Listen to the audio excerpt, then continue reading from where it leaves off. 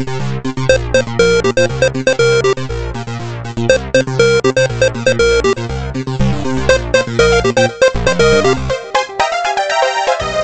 it's Howard Reingold. On February 9th, 2008, I moderated a panel at the DIY Media Summit that was convened by the University of Southern California.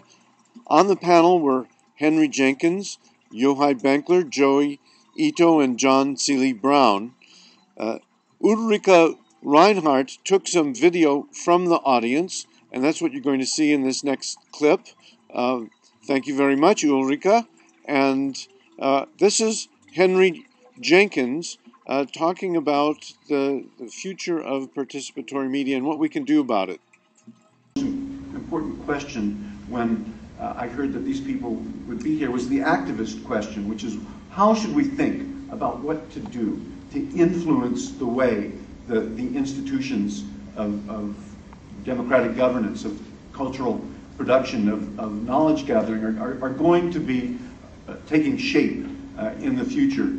I believe it's magical thinking to believe that because the access to production and distribution is democratized, that what will emerge will necessarily be democratic. And I'm excited by the fact that the outcome is not decided yet, and we have something to do with it. So the first question I have for the panel, and we'll start with Henry here, is what is your best vision of the best scenario by which we might be able to influence the outcome?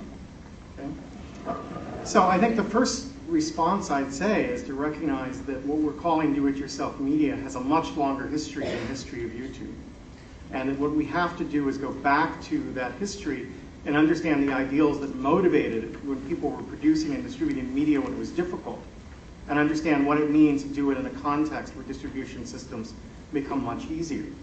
So for me, I'd want to go back to the mid-19th century when kids were using toy printing presses to produce what we now call zines and distributing them on a national circuit, the beginning of the Amateur Press Association. I want to go to the amateur radio participants and the teens. I want to go to the early science fiction fans of the 1920s. I'd want to look at African-American filmmakers responding to Birth of a Nation by insisting on their power to take cameras and make their own movies that dealt with race in different ways and circulated within their own communities. I'd want to think about the women who put two VCRs and patch cords together and edited their own videos 30 years ago, well before the dawn of YouTube. And I want to think about what all of those people and many, many more were involved in fighting for, what their vision of society looks like. You know, Patty Zimmerman writes in her book, Real Cinema, about the history of home movies, and a number of advocates along the way who envisioned amateur cinema as something that would be transformative of the society, in part because it would bring about diversity. It would ensure that every voice in the society could be heard and taken seriously as part of a larger public sphere or a larger sort of marketplace of ideas. And her point was that again and again in the history, the home movie became the way we talked about this because it was stuck in the home. There was no system of distribution which allowed this stuff to move forward into the larger society. So if I think about my vision for the future, it would be one where everyone had the power to participate, and where everyone had, and where diversity was valued as central to the enterprise.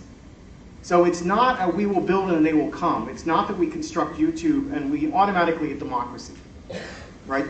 There's still a struggle to be fought around democracy, and it's a struggle in terms of education, in terms of teaching media literacy skills to kids. It's a struggle in terms of law, in terms of changing the notion of fair use so we have strong protection on our ability to respond to those stories that are absolutely central to our culture. It involves changing politics, how we mobilize people who are feeling empowered by making videos and turn them loose in the streets to transform society, as we saw in the media movements of the 80s and from the 90s forward. It's about making those connections between communities that are all right now separate, so they actually listen to and learn from each other And it's ensuring that we have a technical infrastructure which allows nonprofit production and distribution as media, as well as commercially based. And it ensures that majoritarian principles don't drown out the voices of the minority. So if I make a statement about what my ideals are, that's the heart of what I think we're trying to build, and we're not there yet. We have a lot, we can see the potential now so vividly we can taste it. But the fight now begins to move beyond technical issues, or to fight the technical issues through a lens of social and cultural change, and to ensure that we reach the point where we can all be heard.